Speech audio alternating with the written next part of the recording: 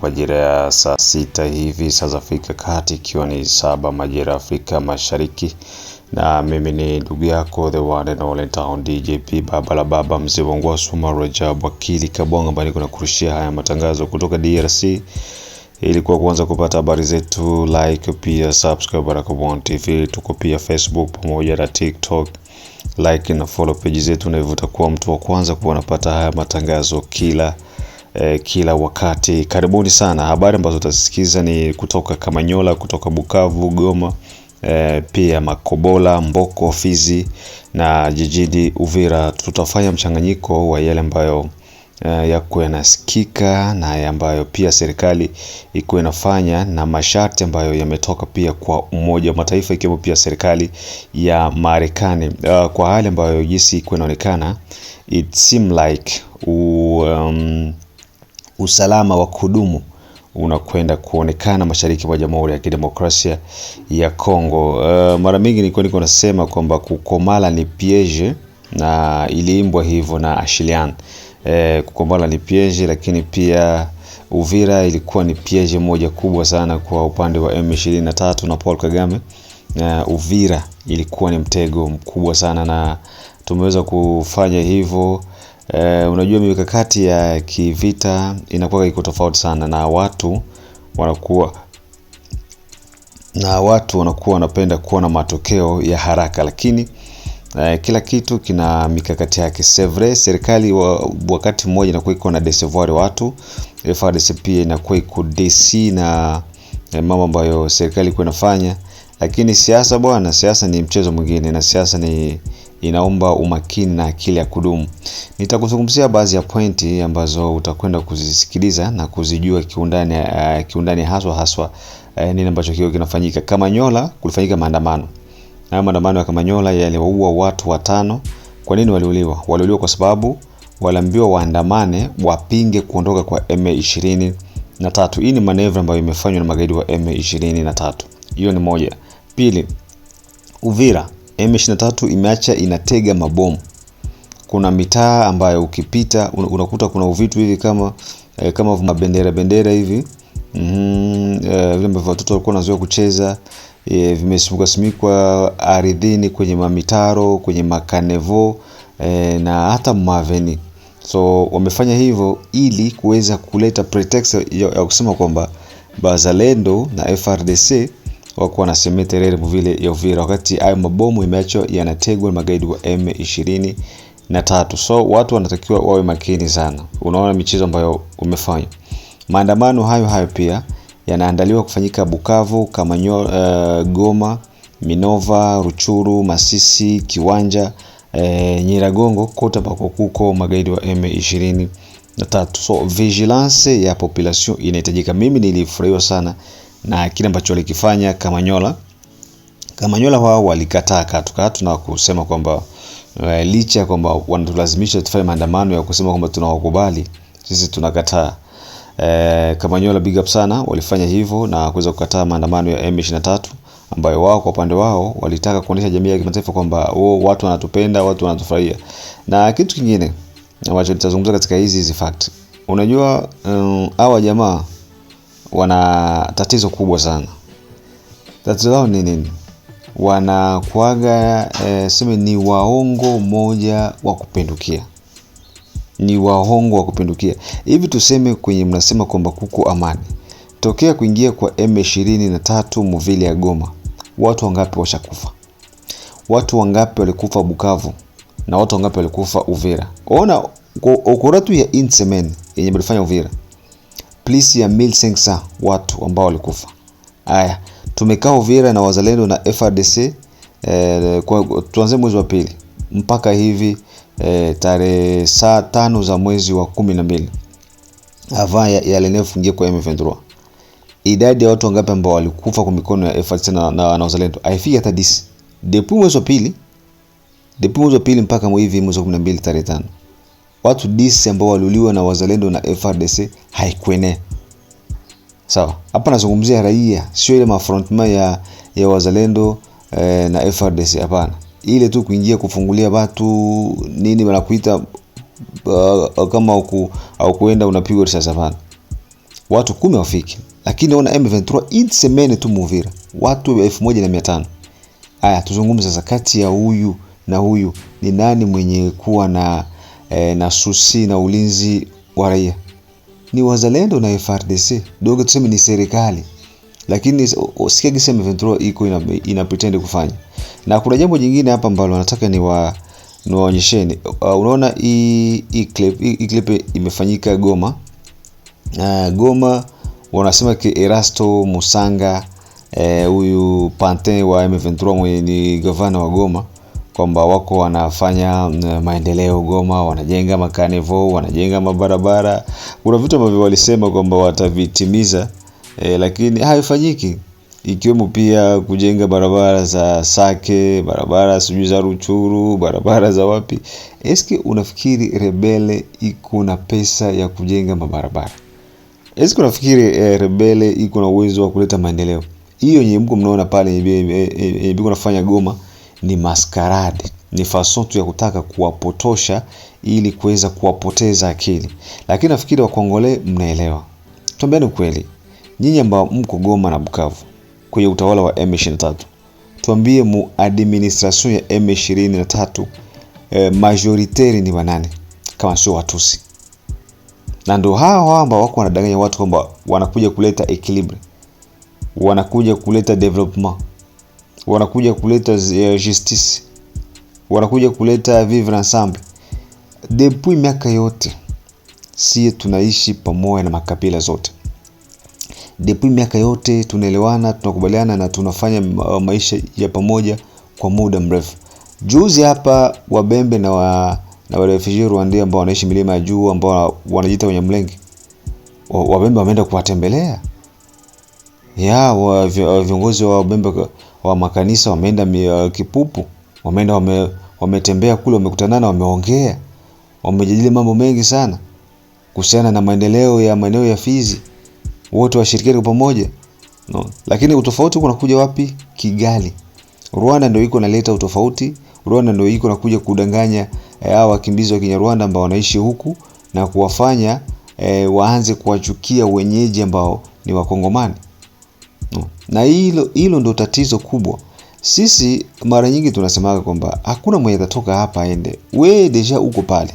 Hautatoka hapa kwamba uende Rwanda. Rwanda huna nafasi tena. Unaona, ulikuja unakimbia Rwanda miaka ya zamani, Wanyarwanda wakachukua maeneo yenu yote, kwa hiyo nyinyi hamna nafasi tena kule. Kwa nini kujisumbua? Kwa nini kuendelea kufanya vitu ambavyo havieleweki? Ni tatizo. Unaona? Ni tatizo.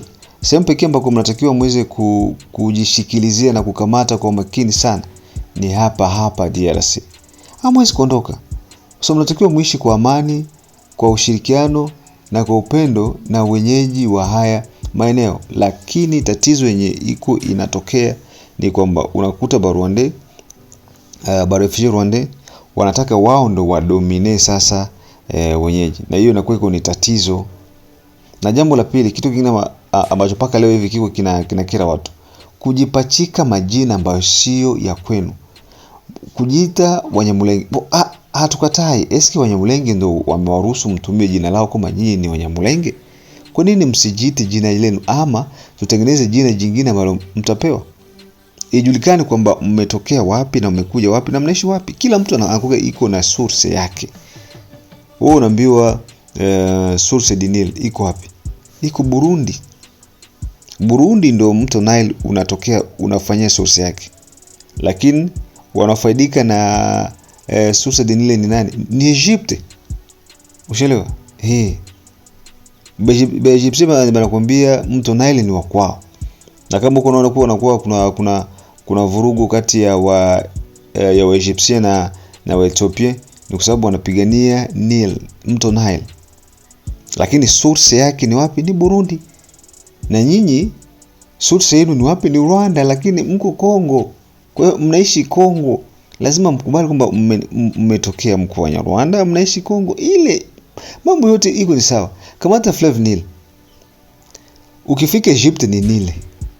Ukija kusota ki Burundi ni mto Nile, ni vile vile Nile tu. Haichange.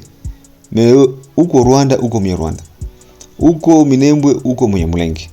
uko Vyura uko Mwanavyura, uko Masisi uko Mwenyabwisha, uko Ituri uko Muhema. Uko naona gisi mko mnajichanganya kushindwa kupata meme hata confiance ya Bakongole. So hiyo ni tatizo kubwa sana yenye iko na wakumba, lakini Wabembe wameweza kujipa nguvu na kusema kwamba nono, tukae tuzungumze, tuyamalize, tuishi kwa amani, tutembeleane kama jinsi ilivyokuwa hapo zamani. Utofauti ambao uko unatokea ni ule wa kudanganywa na magaidi wa M23 ambao wako wanakuja wanadanganya, wanawafanya wengine, wanawaahidi vitu ambavyo hamtakuwa navyo. Ushasikia kwamba wanawaahidi aseme territory Fizi itakuwa yenu. Unaona, ni impossible. Batatengeneza komini ya Minembwe yenye itakuwa tu ni yenu tu. Ni impossible. Hiyo vitu haiwezekani. Kwa hiyo unasema kama unashindwa kunipiga, basi ungana na mimi. No. Ukishindwa kunipiga, ungana na mimi. Hiyo ni principle kabisa yenye inakuwa iko katika maisha. So M23 wako wanafanya manevre za mingi za kutaka kuendelea kubakia DRC, lakini pia wakati haupo. Muda wao kuendelea kubaki DRC haupo. Wanatakiwa waondoke haraka iwezekanavyo. Jiji la Uvira imekuwa ni point strategic moja, ni vile yenye iko strategic, na pia ni vile yenye iko na benediction ya kipekee ambayo erreur kubwa ya M23 yenye walifanya ni hii kuja kuingia Uvira.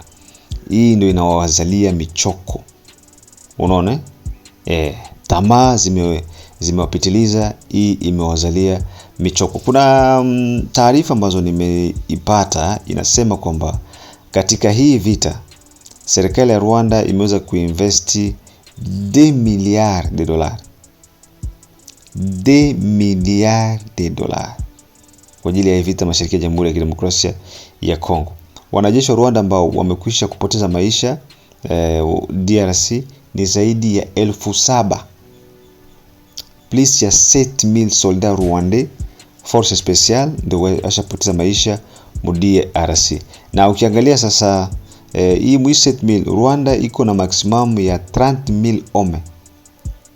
Ndio serikali ya Rwanda hiyo iko na maximum ya 30,000 soldats, na hii hapa imefanyika ni okura ya hii mwaka yenye wanaanza vita. Hii mwaka yenye wanaanza vita ndio hao wote wameweza kupoteza maisha. Sasa tuseme kwamba Rwanda itatokea iweze kuanvairi Kongo mwi miaka 13. Kamata mwaka mmoja watu 5,000, 6,000, 7,000 ndio wanapoteza maisha. Tena miaka 30 ni watu wangapi ambao wamekwisha kupoteza kutoka Rwanda? Utakuja kuelewa na mimi kwamba Rwanda kila mwaka iko napoteza vijana wasiopungua 5,000 kwenye hii vita ambayo wako wanaanzisha na Kongo. So hali inakuwa iko ni tete sana nchini Rwanda. Kwa sasa hivi Rwanda ni nchi ambayo imejaza wajane wengi, nchi ambayo imejaza mayatima wengi, na nchi ambayo pia vijana wengi wamekuwa na walemavu, sirtu wale wa Besedegere ambao wako wanatoka na majeraha huku baada ya kukungutwa, wanarudi Rwanda wanakuwa scrapers na hivyo wanakuwa hawezi kutumika tena. So inakuwa iko ni hasara kubwa kwa taifa. 2 miliardi de dollars ndio franga ya Rwanda ishatumikisha kwa hii vita ya huu mwaka. Ukichanganya pia na ile 3 miliardi yenye Hippolyte Kanambe alimetre en jeu, donc 5 miliardi inatumika kwa ajili ya hii vita, na hii yote iko inawaingiza mwesheke moja ya hali ya juu. Kwa hiyo serikali ya Kigali imefanya makosa makubwa kuja kuingia Uvira, na hayo makosa ndiyo yanawagharimu mpaka leo hii. Serikali ya Jamhuri ya Kidemokrasia ya Kongo imekuwa iko makini na kila hatua ambayo iko inafanya. Lengo ni kwenda nao taratibu. Twende sasa hivi. Kamanyola wameorganize march M23. Wanawaambia watu wote watoke waandamane, waseme kwamba tunapenda M23 isitoke. Raia wanasema sisi hatuwezi kusema kwamba msitoke, tumewachoka, hatuwataki. Mnatakiwa muweze kuondoka. Juzi kati hapa nilizungumza juu ya Karle Bodole Français Uvira, ambaye aliomba msamaha kwa kusema kwamba walimlazimisha tu wazungumze vile. Sasa kuna watu wengine ambao hawakuamini kwamba kweli ilitokea vile, lakini Nataka nikuwekee hii hapa uweze kutizama, kisha utakuja kuniambia. Alitarudi nyuma, lisonge mbele kusudi likamate Kinshasa. Lisibakile tu Uvira. Sio mbele tu wakomboa Kongomani wote.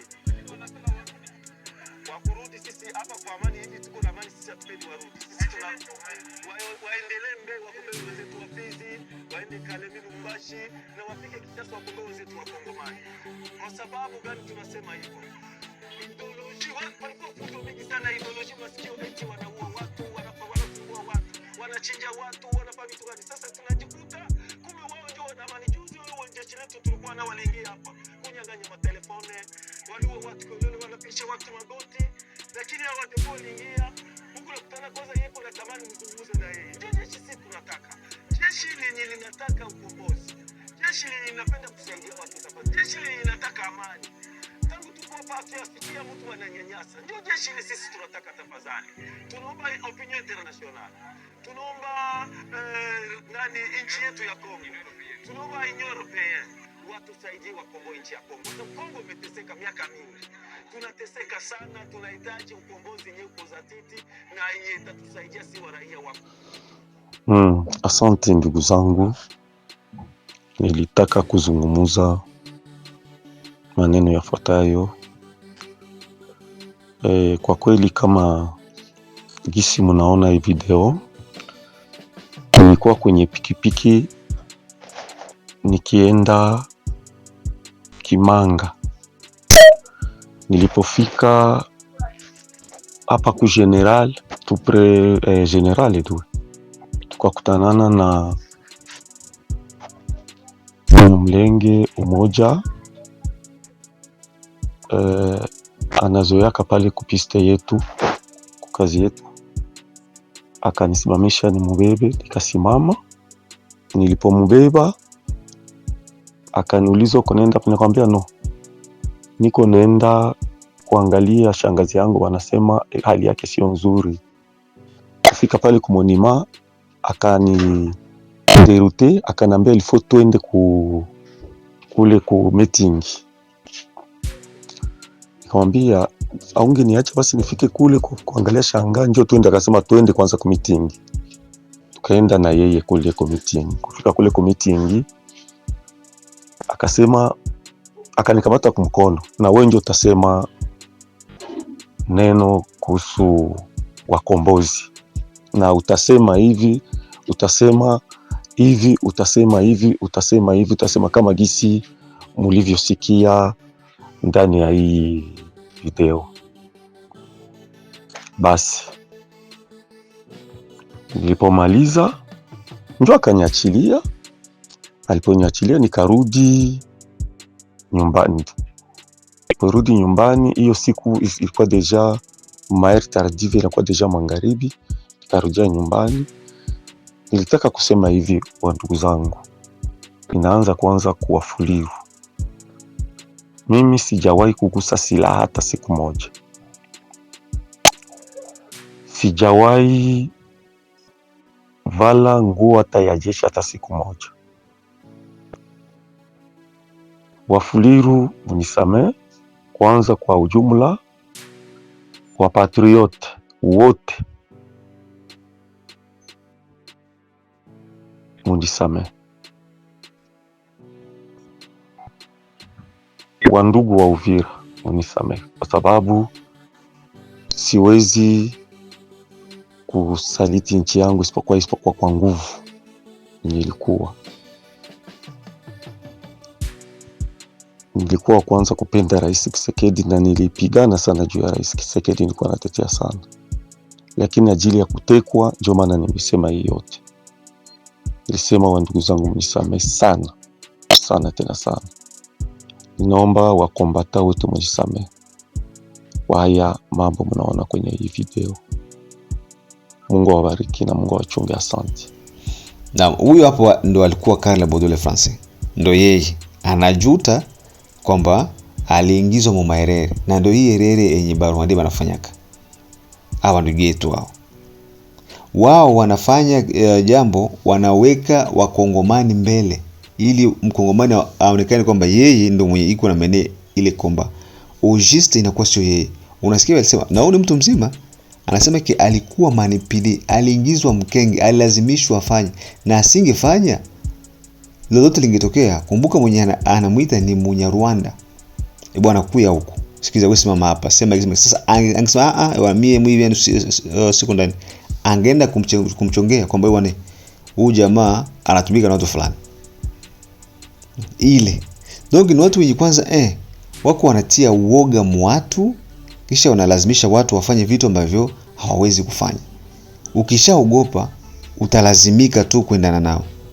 Na ndio hiyo yenye iko inasumbua vijana wengi sana, kwamba wanajikuta sio kwamba wanapenda kutumika nao, lakini wanalazimika. Kwa hiyo Kamanyola walikataa, na baada ya kukataa wakawaua watu 5 vijana ambao walikuwa wanaandamana kwa kupinga uwepo wa M23. Mpangilio huo pia unafanyika Bukavu, unafanyika pia na Goma. Erezma, nimepata taarifa za watu wa Bukavu wanapinga katu hawatasutaniri M23 na lazima waweze kuondoka. Goma nako ni hivyo. Upande wa Bazuele wameweza kuchoma madrapo za Rwanda na kulaani vikubwa M23. Wanawake wa polisi upande wa Bazuele vile waliweza kuandamana nao kupinga kuanguka kwa Uvira mu mikono ya M23.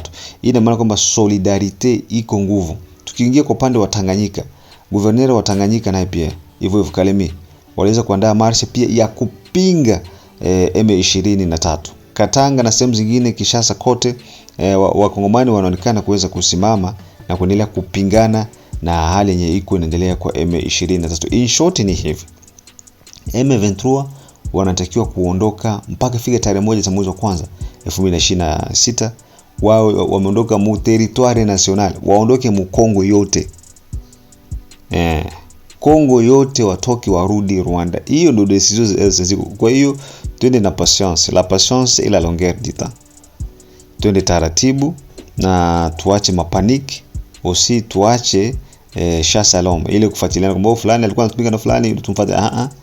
Tunajua wakati mwingine watu wanafanya vitu kwa kulazimishwa, lakini sio kwa kutaka kwao. Lakini hii itakuwa iko ni funzo kubwa sana kwa Kongomani, na kila mtu atajiweka nafasi yake ili aweze kutumikia taifa. Kwa sasa hivi hali ya Uvira iko nenda inarejea taratibu.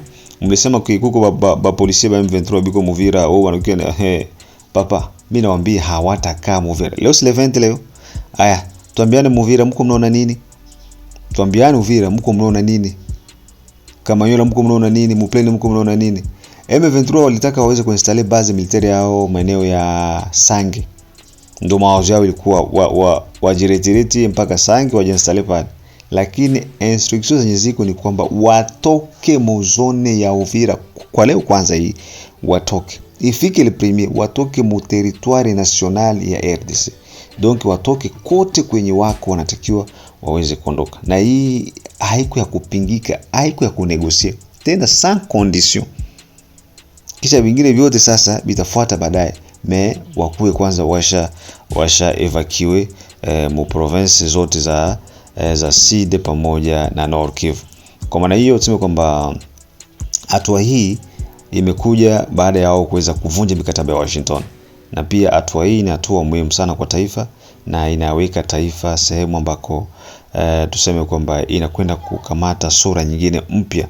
Uvumilivu ambao umefanywa na serikali ya Felix, na sirtu sana Felix, na heshima pia na ustaarabu na mipangilio thabiti ya kuweza kumaliza hii vita moja kwa moja ni jambo la heri. Unajua kumtoa funza unatakiwa uweze kungoa ile jicho ya funza.